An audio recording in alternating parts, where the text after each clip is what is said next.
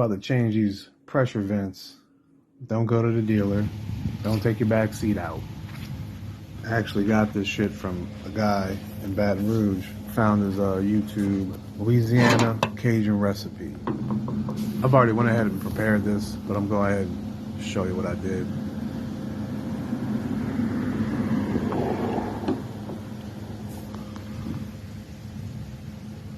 Give it a little whack, you'll hear it break. Then you can get on the truck, use the flathead to move it over down this channel right here on the left. Voila.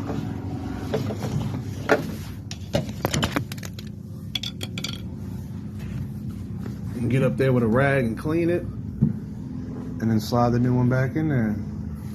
Top goes in first, bottom snaps in. You're done.